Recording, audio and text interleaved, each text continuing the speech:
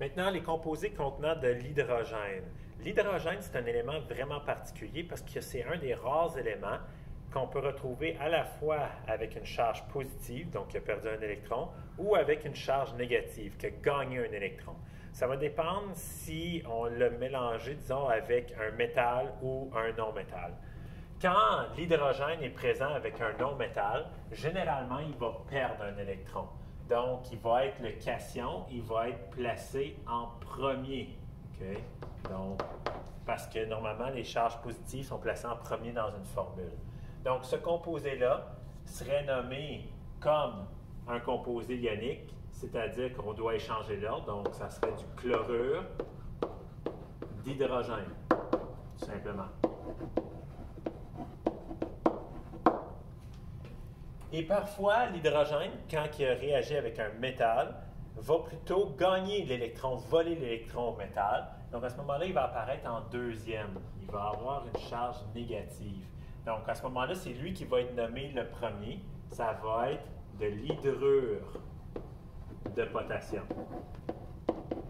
Donc, dans le fond, je ne vous apprends rien. Je vous demande juste de faire attention, de toujours nommer l'anion avant le cation quand vous nommez les choses. Et l'hydrogène, soyez conscient qu'il peut être au début ou à la fin. Okay. Ensuite, l'état va être important quand vous allez nommer des composés avec l'hydrogène parce que lorsque ça commence avec un hydrogène et que c'est aqueux, ça devient un acide et il va falloir le nommer comme un acide.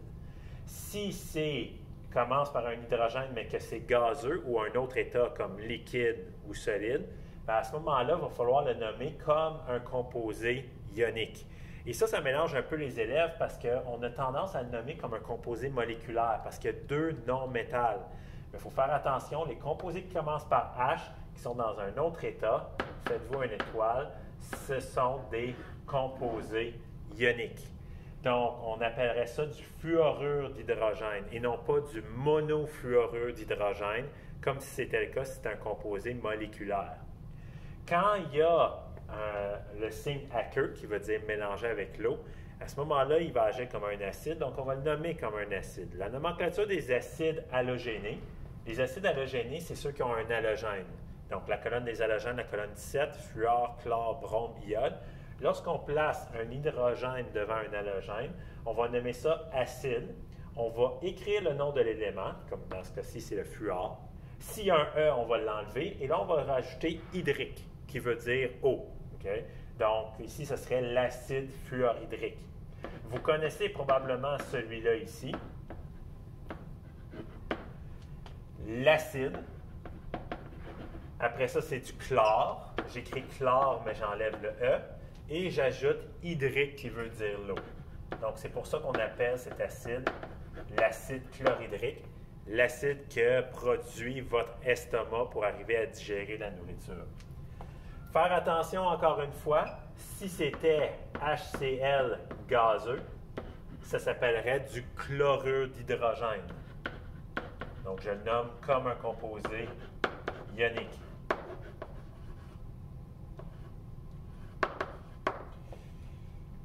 Maintenant, il va arriver aussi que certains acides ou certains composés qui commencent avec H sont suivis d'un ion polyatomique. C'est ce qu'on appelle les oxacides. Oups. Les oxacides, tu vas le reconnaître parce qu'il va tout le temps avoir de l'oxygène quelque part dans l'ion polyatomique. Okay? Donc, les oxacides, la règle, ça revient à la nomenclature traditionnelle qu'on a vue à la leçon juste avant. C'est-à-dire que celui qui a le plus d'oxygène, okay, qui normalement finit avec at, va devenir ic. Par exemple, ici, normalement, ce serait du sulfate. Donc, on pourrait dire du sulfate d'hydrogène si c'était gazeux. Mais là, c'est aqueux. Donc, on va dire que c'est de l'acide. On a sulfate qu'on va transformer en sulfurique. Parce que, souvenez-vous, at devient ic pour la nomenclature des acides. Même chose ici, c'est du nitrate, fait que ça va être l'acide nitrique. Donc, le at est devenu ic. S'il y a un oxygène de moins, bien là, à ce moment-là, normalement, ça finissait avec E, avec it, donc c'est-à-dire du sulfite puis du nitrite. Oups, ça devrait être un 2 ici. Et du nitrite. Donc, à ce moment-là, ça va s'appeler de l'acide sulfureux. Donc, ça finit avec la terminaison E. Ou de l'acide nitreux.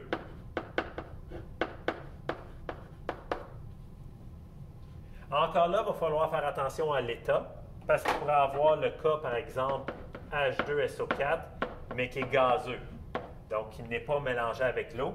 À ce moment-là, ce serait un composé ionique. Donc, on le nommerait tout simplement du sulfate d'hydrogène.